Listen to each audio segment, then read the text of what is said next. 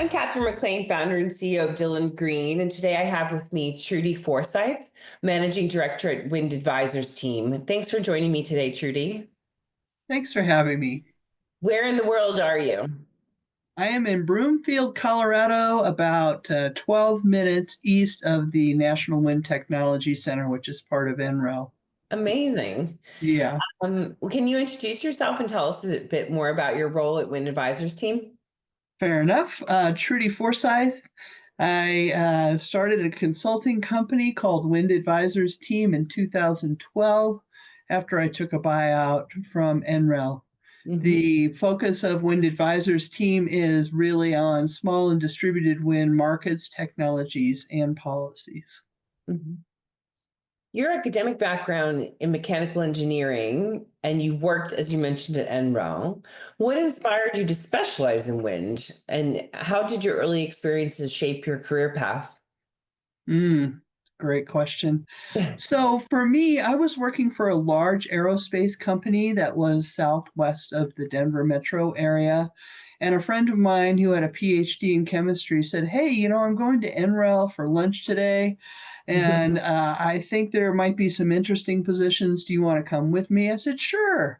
So we went over there, and indeed, there were several positions in the wind division, and I Mhm. applied for both of them. They had hundreds of applications there at the time. I didn't necessarily know that I wanted to be in wind energy at that point, but my dad had built a passive and solar house, so I was already clued into renewable energy, and that spoke to my heart more than aerospace did. Mm. What was it like to start and run your own wind energy consulting company? It was a total joy. All of my wind experience, both at NREL and in my own company, have been pretty amazing. Wind is a relatively young industry, so that gave me a lot of flexibility at NREL to sort of pick and choose what type of projects I was interested in. And when I transitioned from NREL, there's the distributed wind sector is really the small little cousin of the big wind sector. It's very small. People know each other, not just nationally, but internationally. So Right. it opened up some work that I was doing through International Electrotechnical Commission standards and International Energy Agency work, and I did a lot of consulting for not just folks in the US, but folks in the world interested in small and distributed wind. Well, that's really great. During your tenure at NREL, you led the small and distributed wind program for 18 years. What were some of the most significant challenges and achievements that you had during that period? Well, compared to aerospace, wind energy is not very misogynistic, but there still is misogynistic practices in the wind business today. So it was always challenging being the lone woman in the room. Right. And yet there was opportunities because I was the lone woman in the room.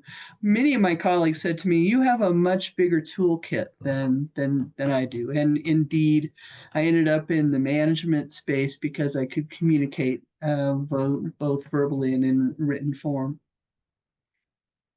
As a co-founder and past president of Women of Wind Energy, now Hmm. WRISE, Hmm. what motivated you to establish the organization? And can you share a moment that really illustrates the impact it's had over the past 20 years?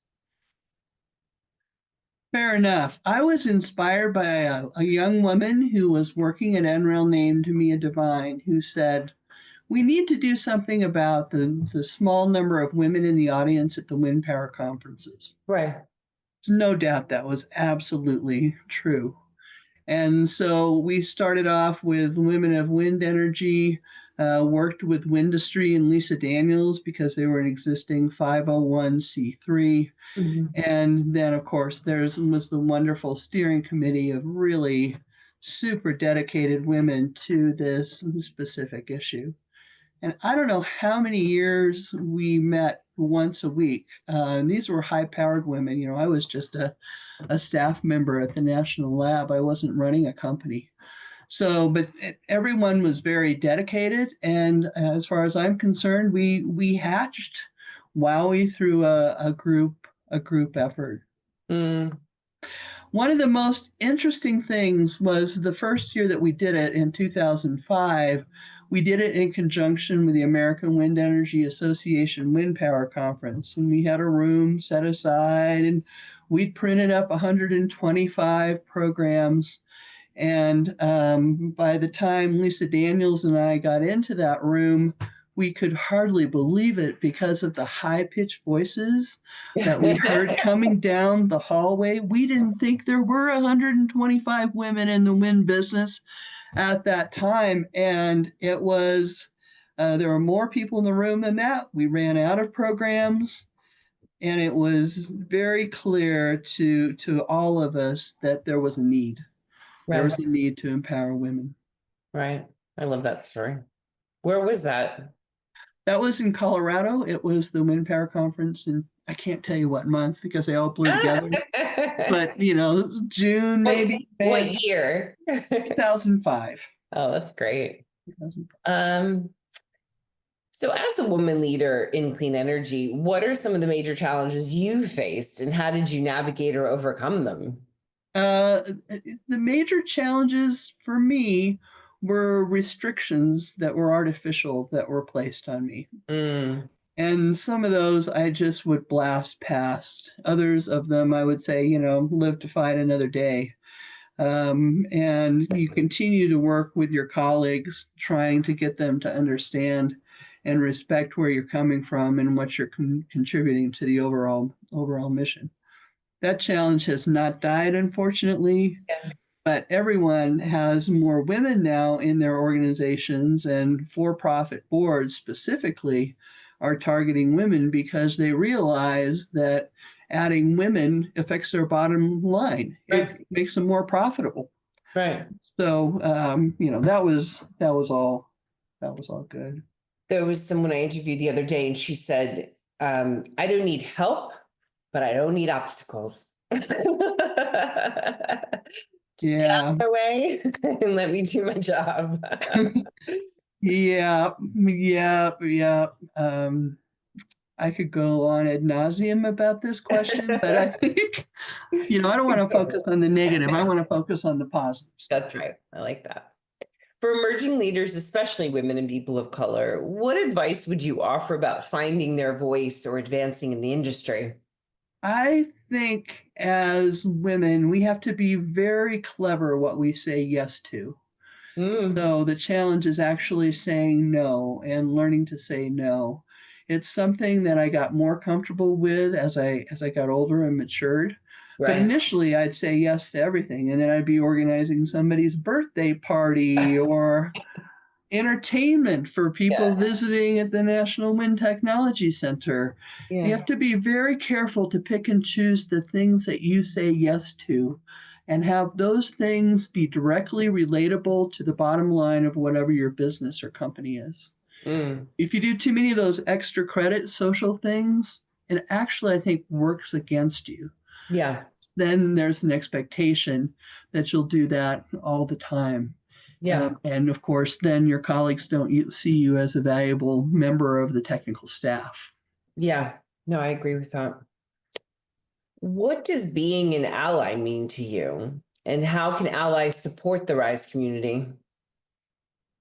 This was the question that you asked that I contemplated the most, because both allies and enemies can help you move forward. Uh, Enemies keep your friends close and your enemies closer is an Mhm. adage that I think makes a lot of sense. I think to have good, successful ally relationship work, you need like a clear boundary. Mhm. You do this and you do that. And the fuzzier that boundary is, the more misunderstandings can come up. Mhm. And with misunderstandings, relationships deteriorate. Mm. As RISE marks 20 years, how do you envision the organization's role in shaping the next 2 decades of renewable energy leadership? So early on, I think in 2007, we had a facilitated WOWI steering committee.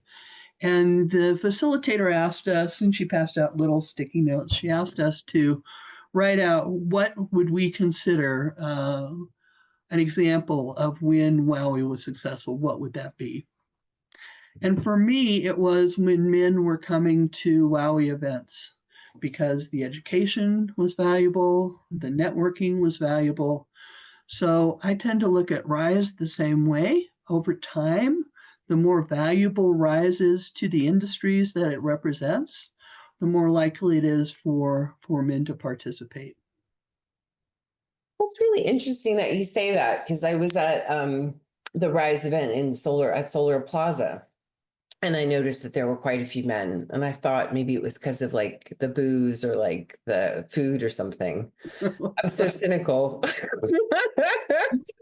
um, Don't underestimate that stuff. I Being know, fat always works. but I thought to myself, like, what are they doing here? And Mhm. so I maybe there's, maybe what you're saying is I'm thinking about it in the wrong way, like that it's a positive that they're there. Yeah, I think in the end, sort of kind of these establishments of groups go back to Boy Scouts and Girl Scouts. Will Right. someday merge to be the Scouts, not boys or girls, but together. And I Yeah. think the same is probably true with Rise.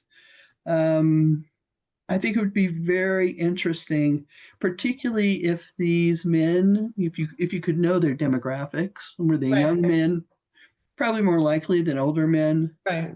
What is motivating for them? In my career, I found that men were more supportive of me if they had daughters that had a Yep. technical mind, Yep. or sisters or aunts, or some strong influential figure in their family life. Yeah. So it's for some men it's extremely foreign. Maybe they've only had sons, so they don't really think about things in terms of girls or daughters Mm. benefit. Or they've always seen women like in a certain light. Yeah, All right. Well, thank you so much for speaking to me. And will you be at the gala? I will be at the gala. I I will look forward to indeed. meeting you in person. Yes, there's one more thing I'd like to say, Sure. and that is I think that the misogynistic attitude that was so dominant in my working career and was beginning to let up over time is now coming back I totally agree with you. in a scary way. I And totally agree. women have things to contribute. In fact, at one point I thought WOWI became a good old girls network. There were business deals going on among women that could be implemented much more rapidly than the normal channels. So we need all of our intellectual capital engaged at solving the renewable energy problem slash opportunity, and isolating just one group, women in this case, is not necessarily helpful for the growth that the planet needs. Oh, well, thank you so much for taking the time to speak with me and all the work that you've done on our behalf over the past decades. It's much appreciated. You're so welcome, Catherine.